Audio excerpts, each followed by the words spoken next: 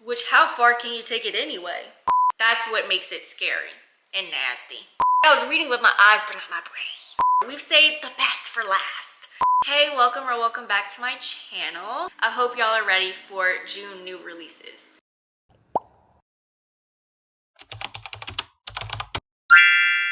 Listen, the year has been going so fast. This is also my birthday month.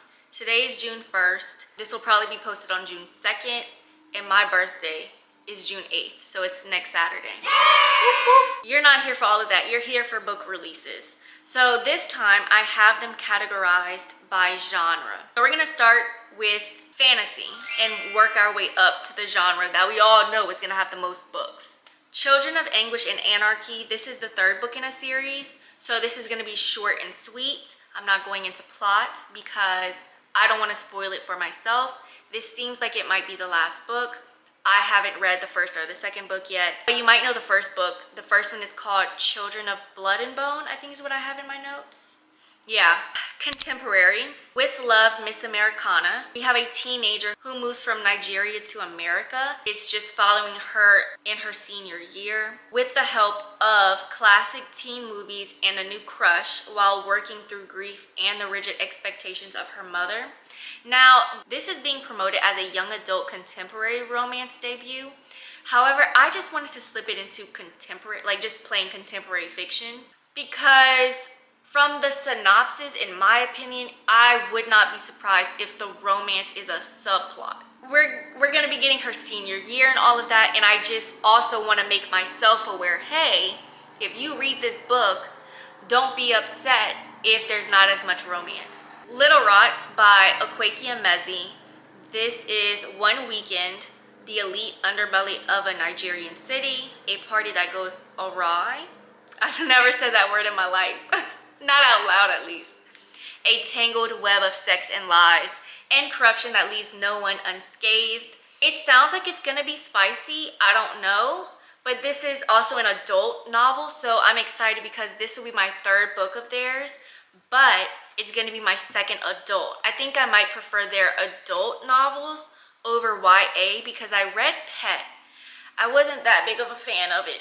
Historical. So we have a little bit of everything in here. So the first one is a coming of age historical fiction book. Swift River. A girl named Diamond is navigating through life. Her dad is missing and her mom is trying to declare him legally dead so that she can get insurance money.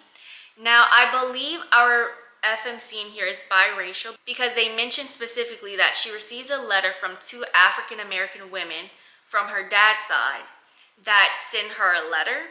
And this letter is apparently gonna change everything, right? She's gonna discover some things. So I'm assuming she's biracial and her mom is white. Tiananmen Square, an epic, deeply moving coming-of-age novel about young love and lasting friendships forged in the years leading up to the Tiananmen Square student protest.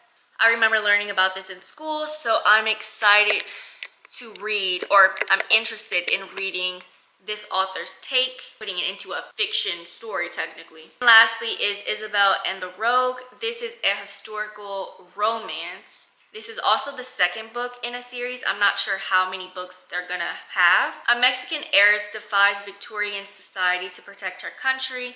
A British war hero makes it his new mission to protect her. Again, it's a romance. I don't know if this is technically like interconnected. Like, do we have to read the first book? Personally, I highly doubt it. For me though, I will. I did not look up what the first book is. Oh, I think I actually got it from the library once and then like returned it because I wasn't ready for it yet. I wasn't ready to read it yet. Horror. I have one book. This is called Youth Juice. A 29-year-old copywriter realizes that beauty is possible at a terrible cost in this surreal, satirical send-up of New York City it girl culture. American Psycho meets The Devil Wears Prada, outrageous body horror for the Goop generation. I'm very excited to read this because I've read a couple of body horror books or books with body horror in it, but I believe they've all been YA. So I doubt they could take it that far, but because this is an adult book, I'm curious to see how far they're gonna take that. Which, how far can you take it anyway? Because I feel like when it comes to specifically body horror, or really horror in general, I think that's one of the main differences between horror and thriller. It's the descriptions. Horror in general is just more descriptive anyway. That's what makes it scary and nasty. Okay, thriller, I have 2 books. One is YA, Looking for Smoke. Lauren includes Mara in a traditional Blackfeet giveaway to honor Lauren's missing sister. Mara thinks she's finally gonna make some new friends. However, someone ends up murdered, and the people in this group, the giveaway group, are all suspects because they all have some kind of history with this girl. I'm a sucker for YA thrillers. I don't know what to say. The eyes are the best part. I have been hearing about this book, I think, since last year. Whenever Aubrey read it on TikTok and she started posting about it, that's how that's how long I've known about this book, and it's finally about to come out. Crying in H Mart meets My Sister the Serial Killer in this feminist psychological horror about the making of a female serial killer from a Korean American perspective. I've never read Crying in H Mart. I have read My Sister the Serial Killer. Personally, I wasn't a fan, but I'm still interested in reading this one because it's describing it as something plus something, right? It's not like, if you loved My Sister the Serial Killer, then you love this, right? They're at least giving me a combination of something to expect. And then my last category, of course, we're saving the best for last, is romance. First up is a YA novel called Four Eves and a Funeral. This is co-written by authors Farida and Adiba. Farida, you might know her from Ace of Spades and Sleeping Girls Lie. Adiba, you got a bunch. You have The Henna Wars, A Million to One, Hani and Ishi's Guide to Fate Dating. That was one of my favorites. They have a book coming out, and this is about ex-best friends that have to work together to save their Islamic center from demolition in this romantic story. I'm very excited because I like all of their works individually, so I'm excited to see what they can do together. Crashing Into You is another YA novel. Letty's love of street racing is put to the test when tragedy strikes her family and threatens to tear her apart from the boy she's falling for. I'm very excited because there's another YA romance series that I read, I think when I was in college or high school. I just don't remember which one, high school or college. And it's by Katie McGarry or McGarry. It's called the Pushing the Limit series. The first book is called Pushing the Limits, but the second or the third one is called Crash Into You. Not crashing, just Crash Into You. And I'm telling you, like, it sounds just like that. It's about street racing and all of that. And it's YA. And I loved it so much. I don't believe I ever finished the series though. I think I did. Oh, I did finish I think all of the books that were like book 1, book 2, book 3, book 4, whatever. But I didn't do like the halves. Match Me If You Can. A young magazine writer in Mumbai must prove her matchmaking skills and contend with growing feelings for her close family friend in this debut Desi romance. Wish You Weren't Here is another YA novel. Juliet and Priya are rivals, except when they're in school because they have some kind of a truce.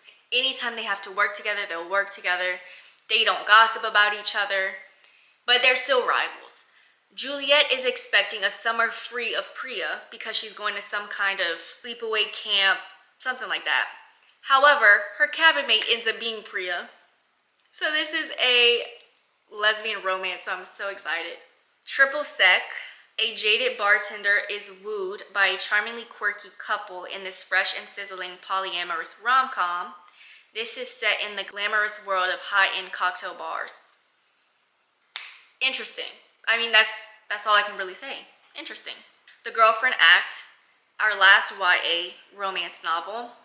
Farah needs to pretend she's in love. She's an aspiring actress who accidentally goes viral for exposing a prejudiced theater company. She decides to put on her own production. She has the crew. Now she needs a stage and the money. Now we have a former superstar. He has the money. He will fund it in exchange for a publicity boost generated by a new and fake romance with Farah. The problem is they don't like each other. So I don't know what that means. Does that mean that they meet and they don't hit it off and they don't like each other? Or do they have some kind of a history? I didn't see that in the synopsis unless my eyes were just not not really reading. Like I wasn't really, like I was reading with my eyes, but not my brain. Last book, Curvy Girl Summer. We've saved the best for last, by Danielle Allen. Danielle Allen, I believe, is my most read author, honestly. Or maybe, I don't know if anymore, because I have read a bunch of CCJ books. I think it's one of them. So this is Bridget Jones' Diary meets Survival of the Thickest in Danielle Allen's Curvy Girl Summer, a smoking hot, hilarious novel about the perils of online dating. That's all I need to know, and that's all I want to know. Like, I'm gonna read it regardless. I believe this is her first trad published book. I don't know. I think this is her first trad. All the others that I've read were all indie published, so super excited. That is my last book, and you know what? To close out this video, leave a comment down below of how many times you think I said the word excited, because I know y'all didn't count. Or rewatch it and count, and let me know down in the comments. And I'll see you on my birthday. Bye.